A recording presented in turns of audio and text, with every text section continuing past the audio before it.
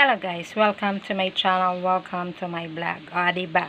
For today's video guys, ay pag-usapan na naman natin ito yung update, bagong update ni Mamita, this coming March 16. So ano ba tong mangyayari dito sa March 16 guys? Yes, sa March 16 guys, ang in-stream ads ay may update na.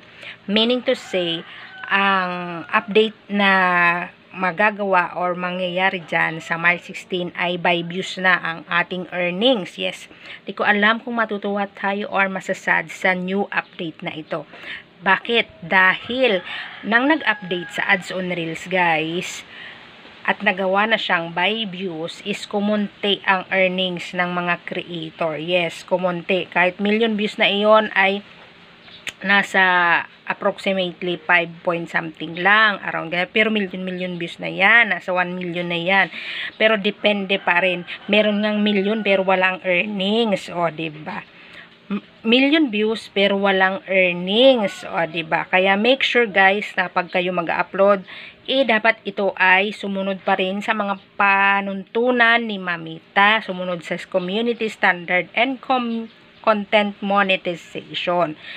At dahil nga, mag-update sa stream ads o by views na din siya, kagaya na din sa ads on reels, so by views na. So, di ko lang sure guys kung tama itong sasabihin ko na kahit ilang patalastas ang ilagay sa long form video mo, syempre, tatlo, tingnan natin tatlo ngaya ang inilagay na ads sa iyong video.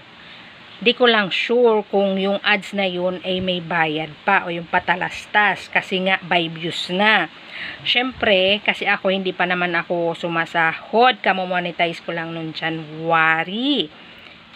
Di pa ako sumasahod. So, di ko pa alam kung paano ang process niyan. Pero, marami ang nagsasabi na pag by views nga, syempre, konti na talaga ang kitaan. Kasi nga, hindi na siya by patalastas or by ads. So, yan lang guys ang di ko sure. Pero ang sure na sure ay ang mangyayari sa March 16 ay by views na. Yes guys, by views na.